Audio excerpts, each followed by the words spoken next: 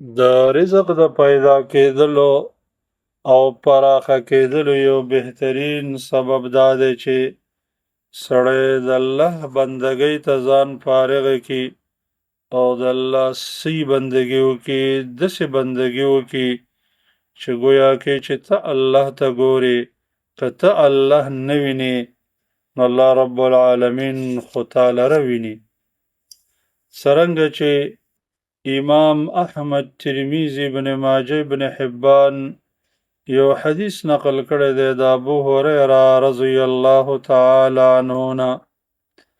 هغه فرمایي چې رسول الله صلی الله علیه وسلم فرمایلی دي، وی ان الله یقول یا ابن آدم تفرغ لعبادتي املأ صدرك غنى وأسد فقرك وإلا تفعل ملأت يديك شغلا ولم أسد فقرك.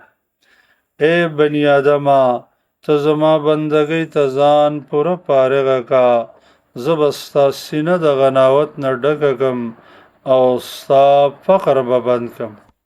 او که چرته دې زما عبادت ته ځان فارغه نه کو، نو ستا کارونه به، ستا لاسونه به د شغل روزګار نه ډک شي، ټول عمر به ناوزګاره، خو فقر به دې ختم نشي.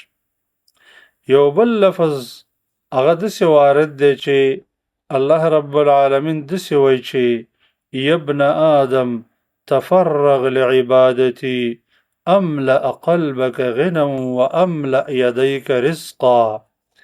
اے د آدم علیه السلام بچیا، زما عبادت ته ځان فارغه کا، زه به ستا زړه د غناوت نه ډک کم او ستا لاسونه به د رزق نه ډک. او بیا فرمایي یا ابن آدم لا تباعد عني فأملأ قلبك فقرا وأملأ يديك شغلا. ای بنی آدمه، زمانه مه لرې کېږه، کنې زه به ستا زړه د فقر نه ډک کم او ستا لاسونه به د شغل کار نه ډک کم. نو دې حدیثونو کې دا خبره د الله د طرف نه وعده وشوه چې ای بنی آدمه، که تا زما عبادت او بندګۍ ته ځان فارغه کو، نو زه به ستا د رزق پوره انتظام وکم او ستا فقر به ختم کم او ستا سینه به د غناوت نه ډکه کم.